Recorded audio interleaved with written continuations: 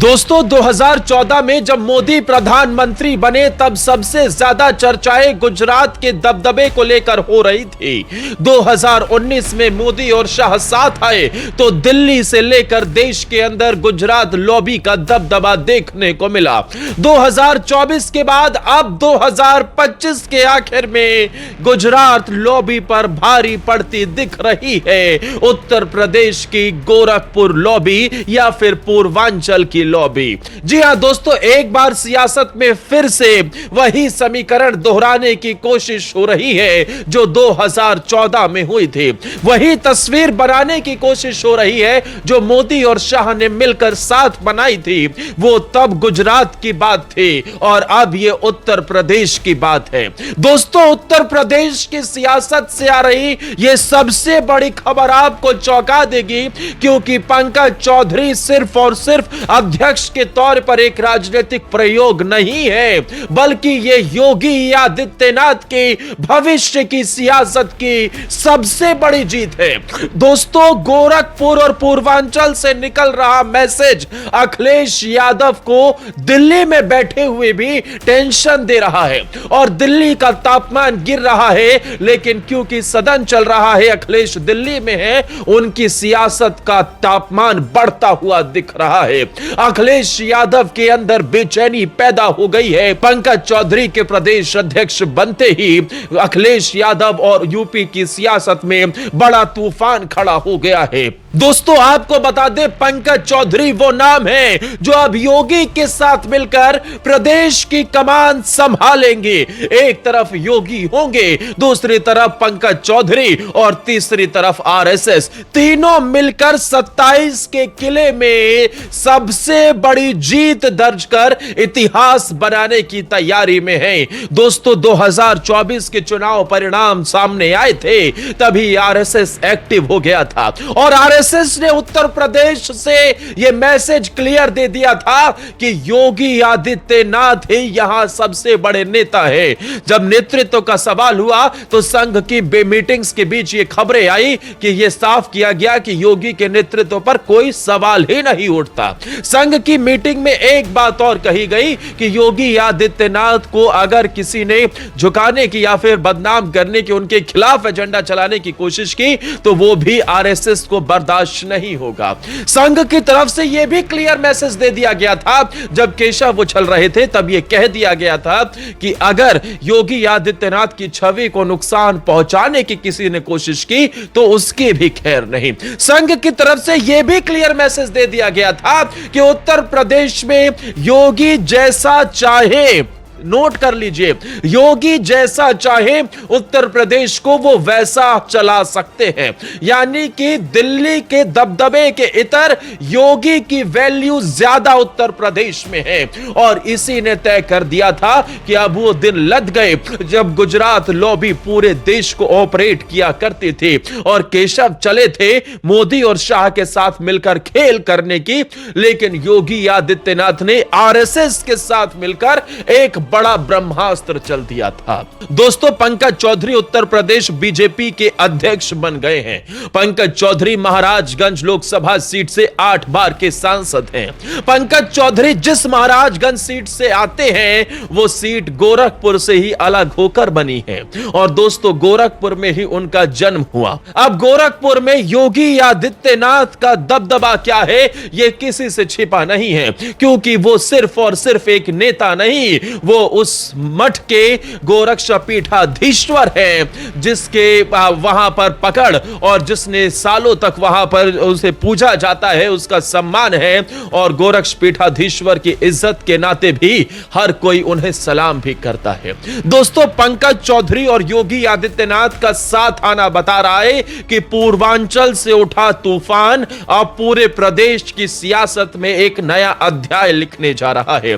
पंकज चौधरी कुर्मी जाति से आते हैं। अगर ओबीसी की बात की जाए तो यादव वोट बैंक के बाद पूरे प्रदेश के अंदर कुर्मी वोट बैंक सबसे ज्यादा है और इन्हीं कुर्मी वोट बैंक की वजह से 2024 में बीजेपी को बड़ा नुकसान उठाना पड़ा था। 2022 से ही कहीं ना कहीं कुर्मी वोट बैंक बीजेपी से खिसकता हुआ दिखाई दे रहा था, लेकिन 2024 बीजेपी के लिए अग्नि परीक्षा था और इस अग्नि परीक्षा में कुर्मी वोटर्स बीजेपी का साथ छोड़ अखिलेश यादव के साथ चले गए। नतीजा यह हुआ कि अखिलेश यादव के 5-5 इस बिरादरी से आने वाले सांसद जीत गए। करीब उत्तर प्रदेश की सियासत में लगभग 7-7.5% के आसपास अनऑफिशियल डेटा यह कहता है कि कुर्मी वोटर्स हैं और गैर यादव के बाद यह सबसे बड़ी बिरादरी है।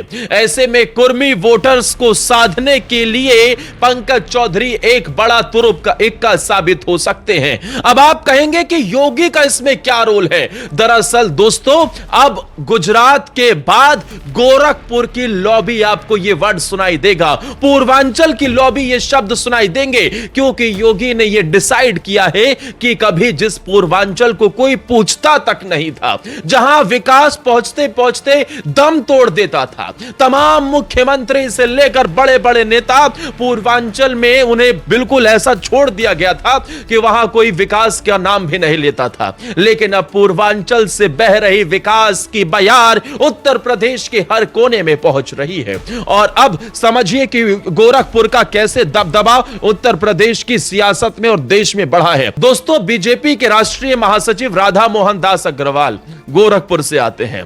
बांसगांव से कमलेश पासवान जो कि केंद्र में मंत्री हैं, मोदी जी के साथ हैं और वो भी गोरखपुर की ही बांसगांव से ही कमलेश पासवान आते हैं।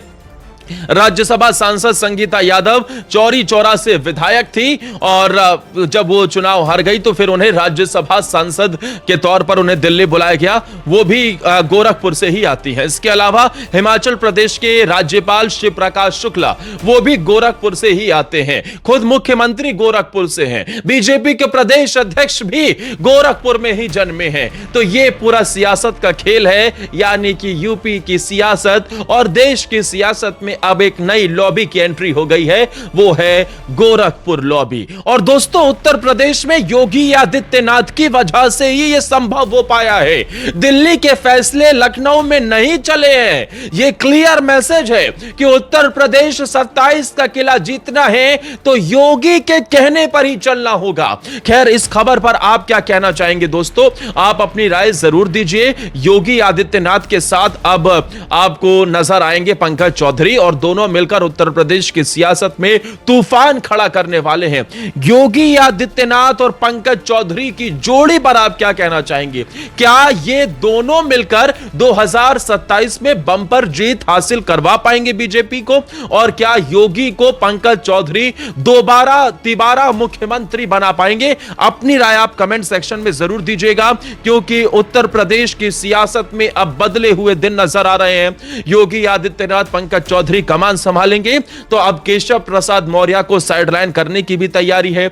इसके अलावा प्रदेश की सियासत में पूर्वांचल से निकला हुआ मैसेज पश्चिम को साधेगा, क्योंकि अभी तक भूपेंद्र चौधरी अध्यक्ष थे उत्तर प्रदेश के और वो पश्चिमी यूपी से आते हैं, वो जाट थे। और क्योंकि उस वक्त किसानों की नाराजगी चल रही थी और इस वक्त एक जाट नेता की जरूरत थी और जाट नेता के तौर पर भूपेंद्र चौधरी को जिम्मेदारी सौंपी गई। लेकिन अब क्योंकि उत्तर प्रदेश के पूर्वांचल में लोकसभा चुनाव में बीजेपी को बड़ा झटका लगा था, 2024 में 26 में से बीजेपी को सिर्फ 10 सीटें ही मिली थी और 2019 के मुताबिक ये करीब 4 से 5 सीटें कम हो गई थी, जो बीजेपी के लिए एक बड़ा नुकसान भी थी। और इसी वजह से अब पूर्वांचल के तहत निकला गया मैसेज पूरे देश की सियासत में फैलेगा और इसे ही देखते हुए यह कहा जा रहा है कि गुजरात लॉबी पर अब गोरखपुर लॉबी हावी होती दिख रही है और अब भविष्य सियासत का यूपी के पूर्वांचल से निकली ये गोरखपुर लॉबी ही होगी। सिर्फ उत्तर प्रदेश ही नहीं बल्कि देश की सियासत में भी ये दोनों मिलकर एक बड़ा कारनामा करने वाले हैं। या तो यूं कहें कि भविष्य की सियासत में इन दोनों की जोड़ी दिल्ली में भी सुपरहिट दिखाई दे सकती है।